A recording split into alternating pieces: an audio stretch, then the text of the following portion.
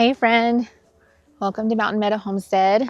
My name's Melissa if you're new here, and we're just going to take care of the chickens today. We're just going to go ahead and collect our eggs and make sure that they're good on food and water for the day, and then we'll go feed the horses, and then we'll go back to the house and we'll get some seed started, which is one of my favorite things because it means closer to gardening.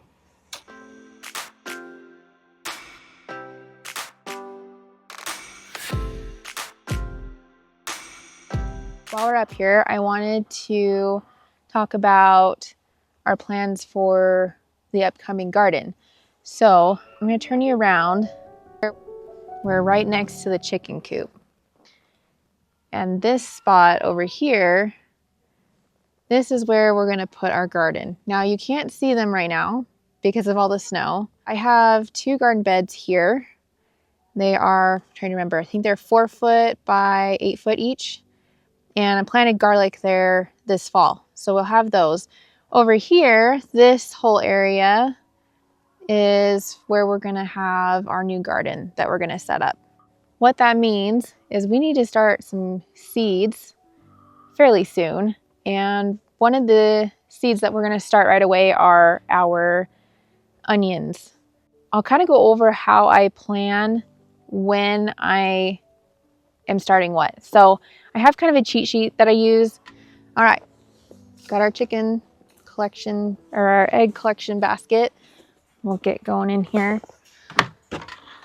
Now, we have 24 chickens and we got them, I think it was the end of last June. And so they just started laying about beginning of December, I think. And it was really, really cold. And so they didn't ramp up laying until probably middle of January. And so it's really exciting to have a bunch of eggs, especially at this point where there's a big egg shortage. So we have 2 roosters and 22 hens. And we have most of them are Rhode Island Reds. And then we have, I'm going to say 6 Isa Browns. I heard the Isa Browns are supposed to lay really, really well compared to a lot of chicken breeds. And they handle the cold temperatures much better. So that they can lay consistently while it's cold and wintry. So I think on average they lay, I want to say 300 eggs a year. We do have plans this summer to get some meat birds. We'll take you along for that journey. We're thinking about doing some chicken tractors out in the field to follow the horses. Let's go ahead and we'll get the horses checked on and then we'll head back to the house.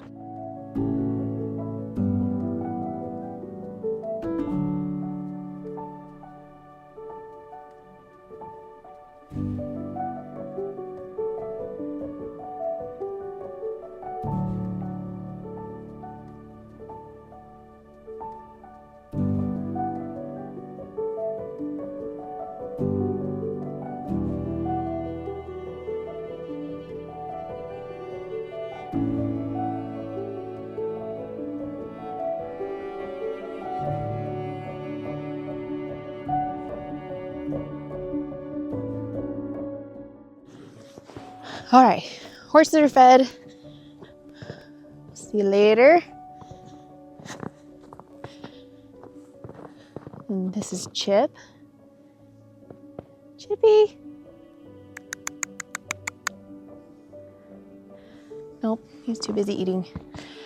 So we're hoping this next year we will have enough money saved up to buy some equipment like a tractor or something to help with moving snow. Right now, my husband just brings our snow blower down here and snow blows us a trail. And as you can see, it's really tall. But we're gonna go ahead and head back to the house now and we'll start some seeds.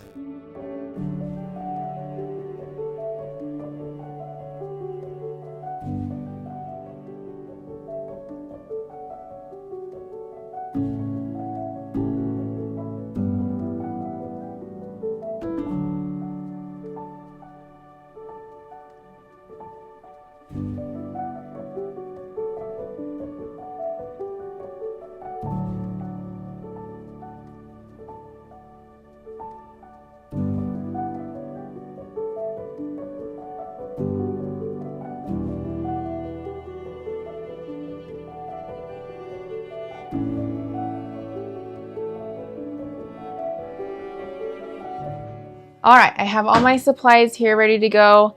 We're gonna start a couple different onion seeds. We're gonna do these two white bunching onions.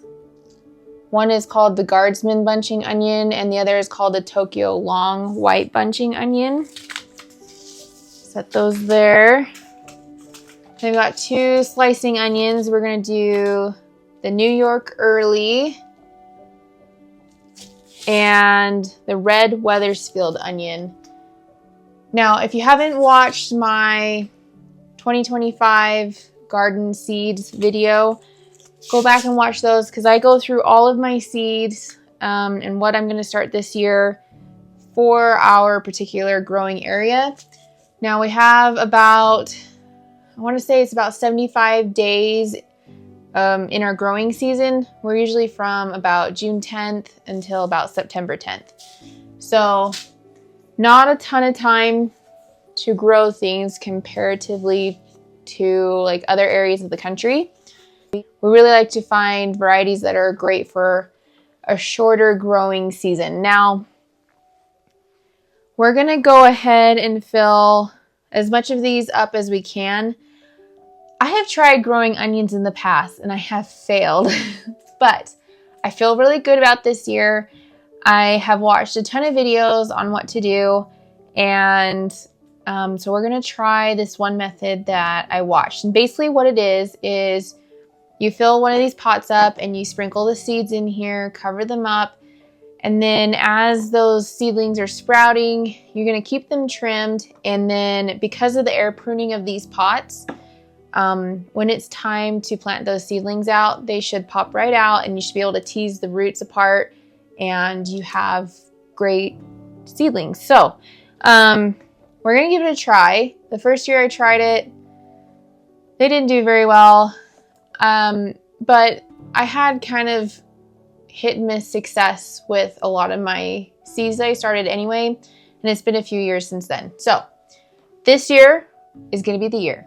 Normally I buy my seeds or my onion starts from Dixondale Farms, Dixondale Onions, and they always arrive to me in great condition and do really well. I've planted the varieties of Sterling and Patterson, and I would say out of those two, my favorite is Sterling. It just seems to do better in our climate and it stores a lot longer. I don't know. The Patterson, they're a great onion and their flavor is really good, but I just have not had great success with them. So I do recommend the Sterling. However, they're more of a white onion than a yellow onion. So we're just gonna get these filled up. Now, tell us in the comments down below, have you started onion seeds before? Have you had success if you have started them before? Have you had failures? What are your tips and tricks? I'd love to know. I'm really hoping that this is successful for us this year. I love having onions in my pantry. We use a ton of onions in everything. So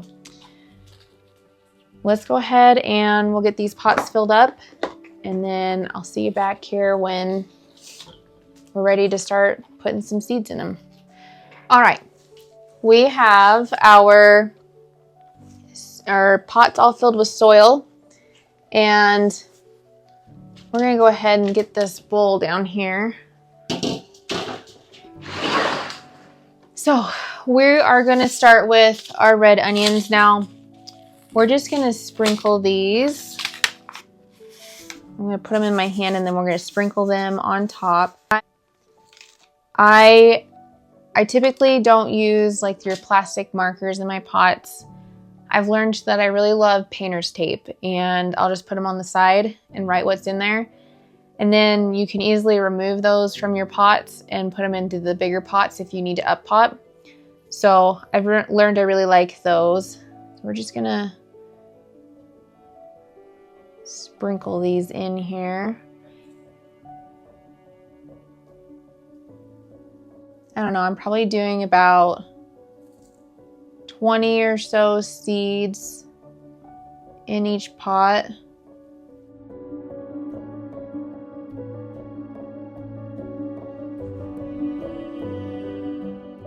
We're gonna mark them before we forget where we put what, because I have done that before.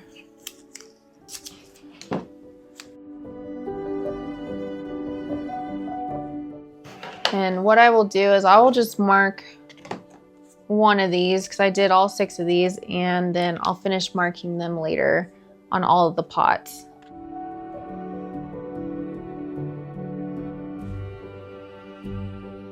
I like keeping track of what I've planted, especially the varieties, because then I can go back year after year and see what did well, what didn't do well, what I'd like to plant again. So for me, it's really important that I keep track of it.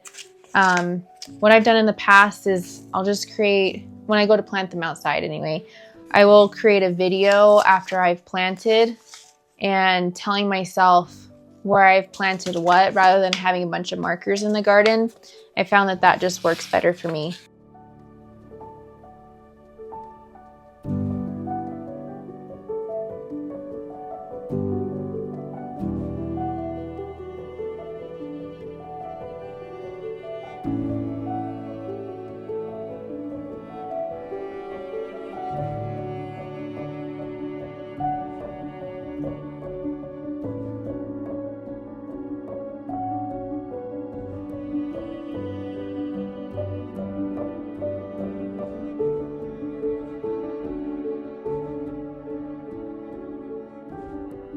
We're gonna start with the guardsman bunching onion. There's about 150 seeds. We're gonna go ahead and get them sown in these pots here. If you haven't ever seen an onion seed, that's what they look like. So we're just gonna go ahead and sprinkle them in, same thing as we did with the other ones.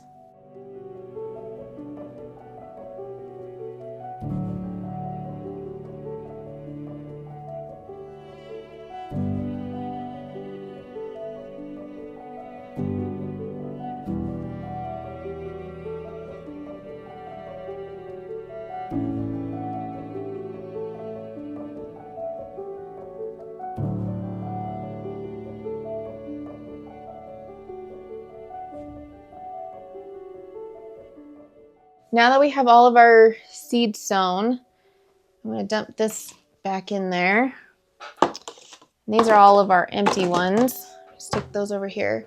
We're going to go ahead and sprinkle the soil on the top, and then we'll just take some water and spritz it on top.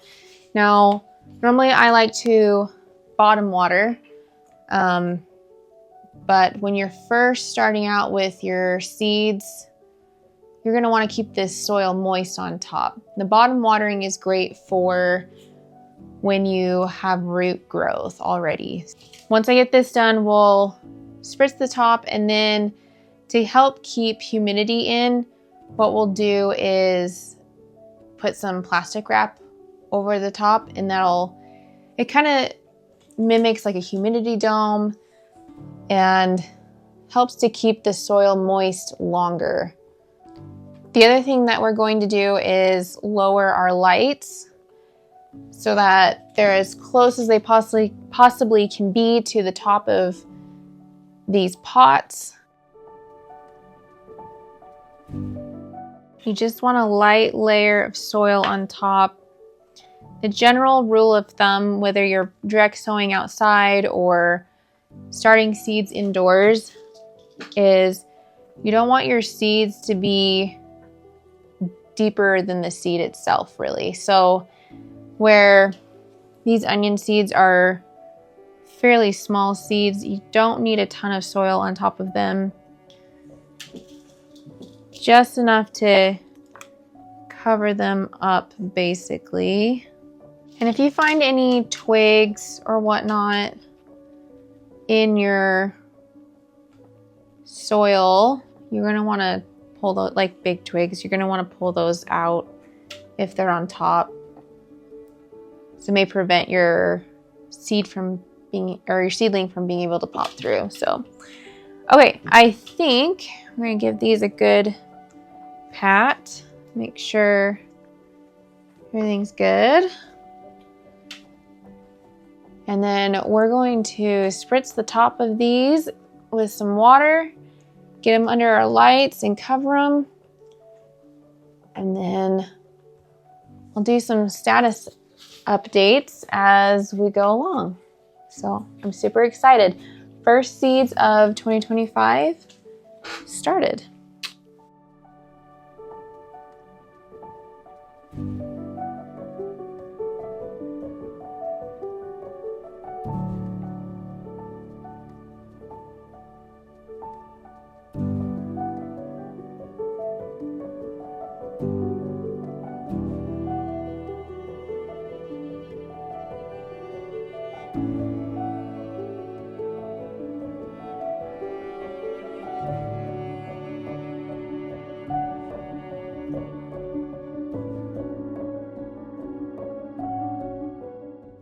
All right, we've got our seeds sown, we've spritzed the top with water, and we've covered them with plastic. And we've also lowered the lights, so as far down as they would go. And I'm not gonna mess with turning the lights off just because they're on a timer and I don't wanna screw that up. So typically you wanna wait until your seeds have sprouted up through the soil to turn your lights on.